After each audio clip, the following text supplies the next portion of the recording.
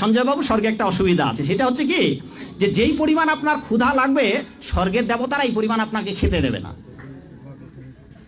ওখানে সুন্দর সুন্দর পাকা ফল আছে, কিন্তু গাছের ডাল থেকে ছুটে আপনি খেতে পারবেন না।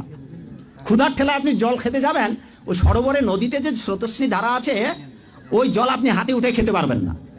তো ওখানে যারা স্থায়ী দেবতা আছে ওরা যা খাইতে দেবে আপনার তাই খেতে হবে, ফলে স্বর্গেও শান্তি নেই।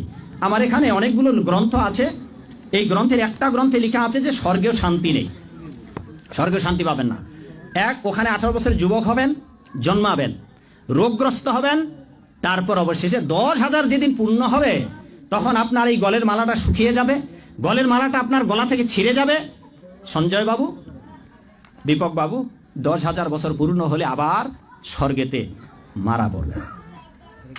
ওখানে 3 দশা, তার মানে যৌবন প্রাপ্ত হবেন, রোগগ্রস্ত হবেন, 10,000 বছর পূর্ণ হলে মরে যাবেন।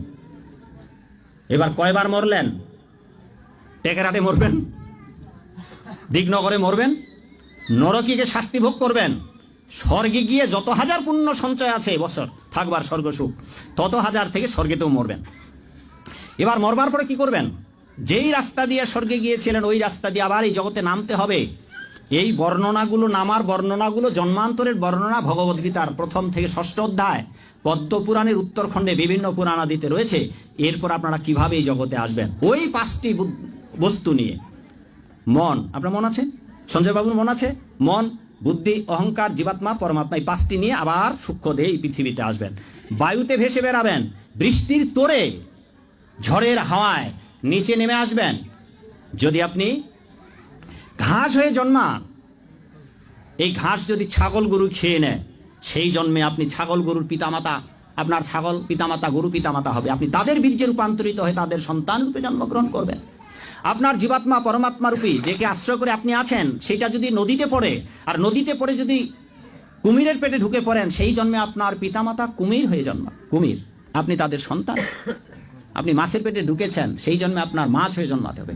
আপনি গাছ হয়ে জন্মিয়েছেন ভূপৃষ্ঠে পতিত হয়ে, প্রয়োজনে মানুষের আপনার গড়া কেটে টুকরা টুকরা করে আগুনে দাহ করবে, মানুষ ডাল কেটে নিয়ে যাবে, আপনি কিচ্ছু বলতে পারবেন না বাবা, বড় অসহায় হয়ে যাবেন।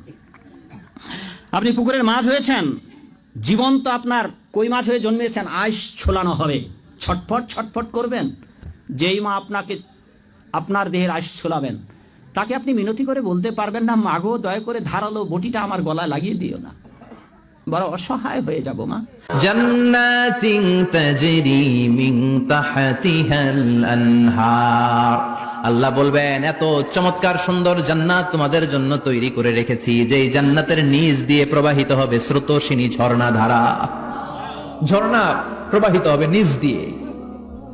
আইনান তুসাম্মা ফিহা সালসাবিলা, বিশেষ একটা ঝর্ণা ফোয়ারা থাকবে, এটার নাম হচ্ছে সালসাবিল। সেটার নাম কি? চিল্লায় বলেন, সেটার নাম কি? এভাবে জান্নাতীরা ডানে বায়ে সামনে পেছনে জান্নাতের নাজ নেয়ামত দেখতে থাকবে। নাজ নেয়ামত দেখা শেষে এবার খাবারের পালা। কিসের পালা? ফুড এন্ড রিফ্রেশমেন্ট জান্নাতীদেরকে দেয়া হবে, খাবার দাবার। সর্বপ্রথম জান্নাতীদেরকে কি খাওয়ানো হবে জানেন? বুখারীর বর্ণনা, আউয়ালু মা ইয়াকুলু বিহি আহলুল জান্নাহ ফাজিয়াদাতু কাবিদিল হুত, the first meal and snacks will be served for the jannah holder is fish liver fry, মাছের ভুনা কলিজা। সুবহানাল্লাহ, বাড়িতে কে কয় মাছের ভুনা কলিজা খাবেন? যে ভুনা কলিজার কথা শুনে অনেকে জিহ্বায় পানি চলে আসছে। ফিশ লিভার ফ্রাই ফাজিয়াদাতু কাবিদিল হুত, প্রথম জান্নাতে এটা দেয়া হবে। মাছের ভুনা কলিজা পেয়ে জান্নাতীরা কোপায় ফেলবে, কোপাইয়া কোপা শামসু বানায় দিবে, খাইতে খাইতে শেষ। ফেরেশতারা বলবে এত খাইয়েন না, সামনে আরো আছে। সুবহানাল্লাহ কইবেন না? ওয়ালাহামি তাইরিম মিম্মা ইয়াশতাহুন,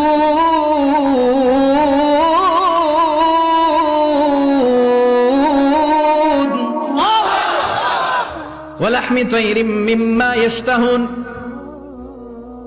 মাছের ভুনা কলিজা দেওয়ার পরে জান্নাতীদের সামনে ট্রেতে করে ফেরেশতারা পাখির ভুনা গোশত নিয়ে আসবে। পাখির ভুনা গোশত খান, খেতে থাকবে। উকুলুহা দাইম, 24 আওয়ার সার্ভিস। জান্নাতের ভেতরে বিশাল বানকিউট হলের ভেতরে এই পার্টি হবে, নৈশভোজ, বারবিকিউ ডিনার। বড় বড় পার্টি হবে, খাওয়া দাওয়া শুরু হবে। এবার কলিজা ধুইয়া জান্নাতীরা কোপানো শুরু করবে পাখির ভুনা গোশত, সুবহানাল্লাহ পড়ে। একটার চেয়ে আরেকটা সুস্বাদু। বাফেট ডিনার বা বুফে ডিনার নাম শুনছেন না? 5 স্টার 7 স্টার হোটেলের ভেতরে আপনাকে কেউ সার্ভ করবে না, প্রায় 30-40 পদের খাবার একসাথে রেখে দেয়া, এটার বলে বাফেট ডিনার। এই বাফেট ডিনারে নিজের নিয়ে খেতে হয়। সেখানে প্রতিটা আইটেম 5-7টা করে রাখে। আপনি সালাদ নেবেন, 5 ধরনের সালাদ, টক সালাদ, ঝাল সালাদ, গ্রিন সালাদ, ইয়োগার্ট দেয়া সালাদ, ফ্রুট সালাদ, বিভিন্ন ধরনের সালাদ থাকবে। আপনি মাছ খাবেন, 5-6 ধরনের মাছ থাকবে। ফিশ আইটেম 5-6 ধরনের, মিট আইটেম 5-6 ধরনের, স্যুপ আইটেম 5-6 ধরনের, ডেজার্ট আইটেম, কাস্টার্ড থাকবে, ফালুদা থাকবে, পায়েস থাকবে, সব থাকবে। এটারে বলে বাফেট ডিনার। জান্নাতীরা জান্নাতে নৈশভোজে বাফেট ডিনার খাবে, সুবহানাল্লাহ পড়ে।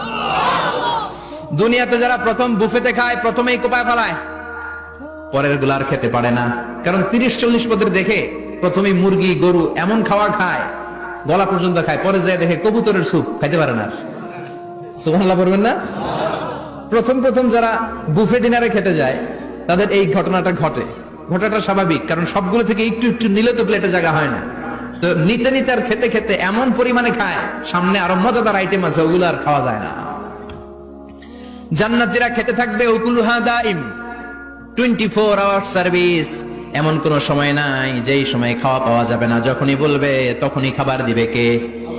ওয়াফাকিহাতিন কাসীরা লা মাকতুআতিন ওয়ালা মামনুআ। অঢেল ফল থাকবে, কেউ নিষেধ করবে না, নষ্ট হবে না। সুবহানাল্লাহ। কুল্লামা রুজিকু মিনহা মিন সামারাতির রিজকা ক্বালু হাযাল্লাযী, এই খাবারটা ইতিপূর্বে আমরা খেয়েছি, কুতুবিহি মুতাশাবিহা। ও আল্লাহ, এই খাবার তো আগে খেয়েছি, আবার নতুন করে দিলেন কেন? জান্নাতীরা জান্নাতে যখন ফলমূল খাবে, ফলমূলগুলো যখন তাদের কমন পড়ে যাবে, তারা বলবে আল্লাহ এই কমন ফল দিলেন কেন? জান্নাতীদেরকে কমলা দিলে জান্নাতীরা বলবে কমলা দিছেন কেন? কমলা তো দুনিয়ায় খাইছি। খাইছেন না? কলা দিবে, তো কলা দিছেন কেন? কলা তো দুনিয়ায় খেয়েছি। আল্লাহ বলবেন এই কলা দুনিয়ার কলার মতো না, এই কমলা দুনিয়ার কমলার মতো না। দুনিয়ার কমলার ছোলা ফেলে দিতে হয়, দুনিয়ার কলার ছোলা ফেলে দিতে হয়, বিচি ফেলে দিতে হয়, পাতা ফেলে দিতে হয়। জান্নাতের ছোলা ফলা লাগবে না। ছোলা খাও, ছোলা আরো মজা। বিচি খাও, বিচি ফলের চাইতে বেশি সুস্বাদু। আল্লাহু আকবার।